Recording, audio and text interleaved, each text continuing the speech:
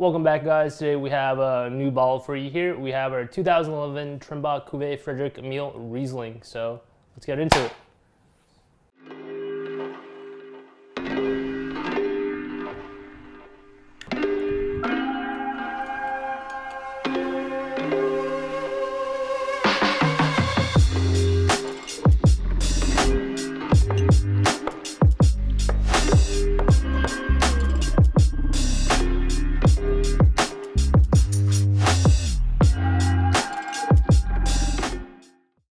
So this here is our 2011 Trimbach Cuvee Frederic Emile Riesling. This is coming from France, from Alsace, which is the very northeastern region of France. It borders Germany. It's the most northernmost still wine producing region. The northernmost wine region is actually going to be Champagne. It's right next to the Vosges Mountains, which are these mountains that provide this rain shadow effect. This rain shadow effect means it's providing the region protection from storms, from like cooling conditions, which means this is going to be a very sunny region. These grapes get really ripe even though it's in such a northern latitude. The alcohol in this is actually going to be 14%. So Alsace has flip-flopped between Germany and France in the recent history. We're talking specifically like World War I, World War II. And the culture has somewhat blended between the two, which is why you're seeing this wine in a flute-shaped bottle, which is what you're expecting from German wines. And it's also labeled by varietal as well, which is not common in France. Usually you're only seeing it labeled by region, and you're just expected to know what varietal it is, right?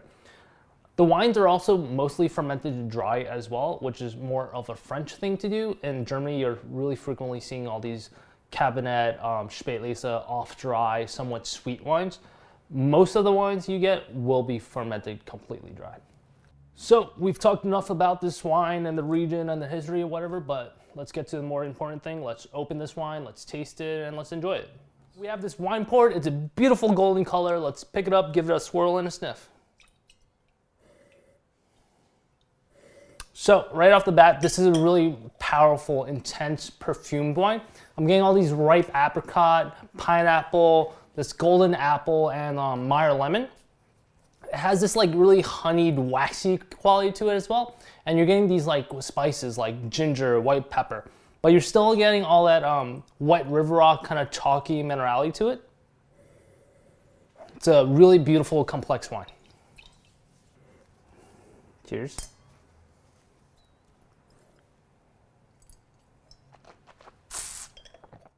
So this wine, it's rich, it's full-bodied, it's completely bone dry, and has this really high acidity to it, right? You're still getting those fruits that you got on the nose, but this time you're getting a little bit more underripe fruit. More of the golden apples coming out, and a lot more of that Meyer lemon. And the honeyed, waxy quality, you're really getting on the finish. It's super strong, and you're still getting that ginger and white pepper with this like wet river rock kind of chalky minerality to it. It's a really complex, full-bodied, intense wine. For a wine like this, you really want to pair it with something that's equally as rich and powerful, right? Something with onions, garlic, even some spicy food. Like those foods are fairly hard to pair because not a lot of wines are actually as powerful as the food, and you really don't want it to mute your wine, right? So if you have something this rich and powerful and full of flavors, you can pair it easily with anything that has a lot of spices and garlic to it. So today we're gonna be cooking some Asian foods, something that's one of my favorite things to eat. It's definitely rich and decadent, but we're gonna be making some Japanese curry with some pork katsu. So for the curry itself, here we have all our ingredients. We have 2 chopped large onions. We have about a pound of chopped baby bellow mushrooms, about 7-8 cloves of chopped garlic. And then we have salt, pepper, a little bit of grapeseed oil, 4 cups of beef stock, 2 cups of water. This will be adjusted as needed. And this weird chocolate looking thing is our pre-made Japanese curry little blocks. Super popular in Japan. I don't really know a lot of people that make their Japanese curry from scratch. It's not like other curries, which are more super spice based. This is almost like condensed beef bouillon cubes with a lot of curry herbs to it.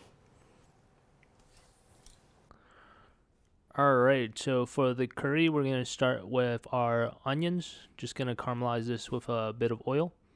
And then after that has started to become a bit translucent, we're going to be adding our garlic and seasoning at this stage as well. After a little bit, once it's a little bit more caramelized, we're going to be adding all of our mushrooms and letting that sweat out. And once that's sweated, we'll be adding our curry cubes. We're going to stir a good amount just so it starts to melt.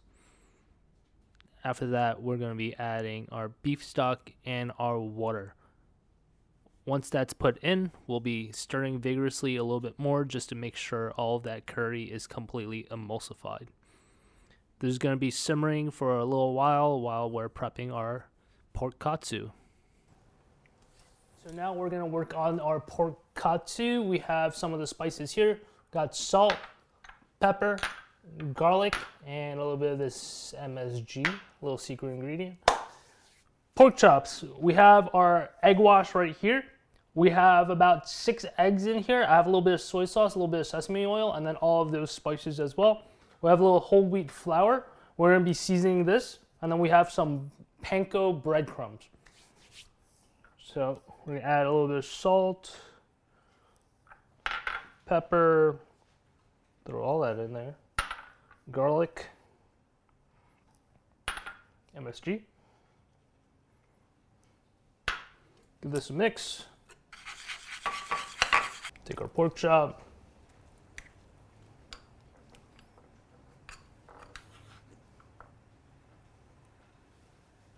And the flour once.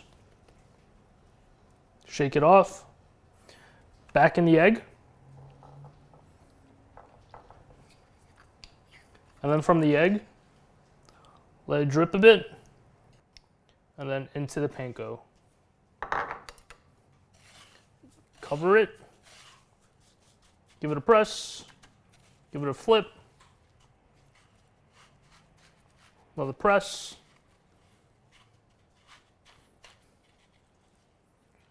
And here's our pork chop. And I'll be right back after I bread all of these.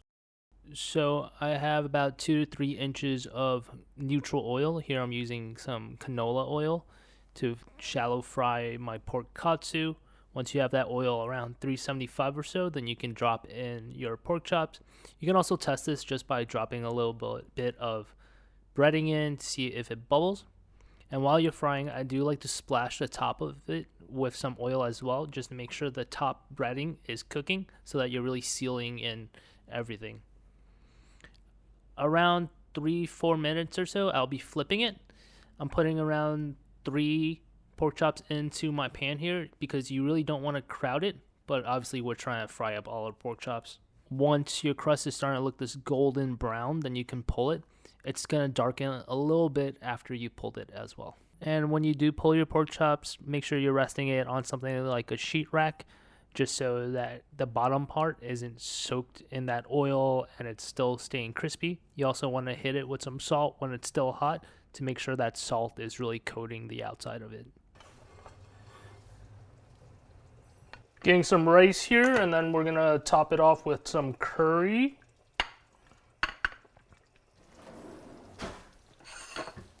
Rice.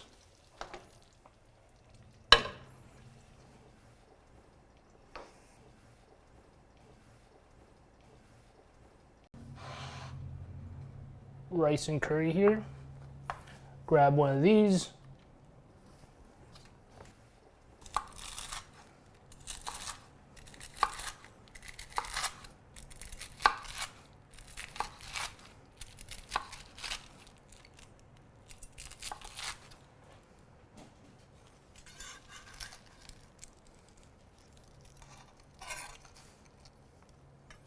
There we are. We're gonna hit it with a little bit of Katsu sauce. A little bit of Cuvee mayo.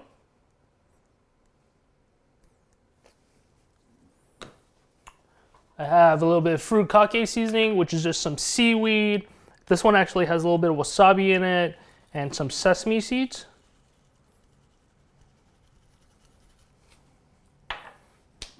And then we're just gonna have a slice of lemon on the side, just in case you want a little bit of acidity.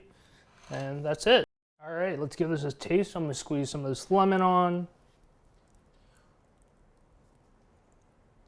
Let's get on the rice too.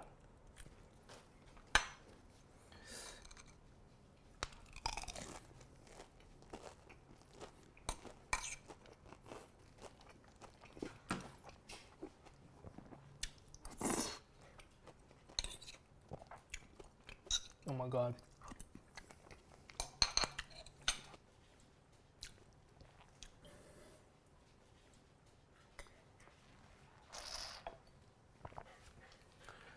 I'm gonna need a minute alone. This is so good. I'm so happy.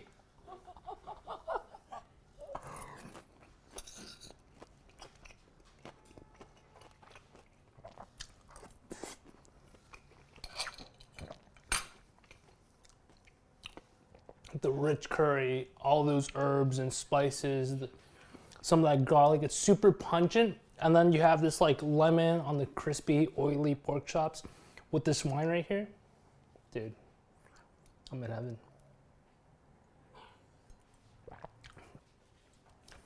All right, so that's it for me today because I'm gonna need some time with this and finish this up. Catch us next week. We're gonna be going through another wine. If you enjoyed the video, please hit the like button, subscribe. We're gonna be doing a lot more of these, and I'll see you next time.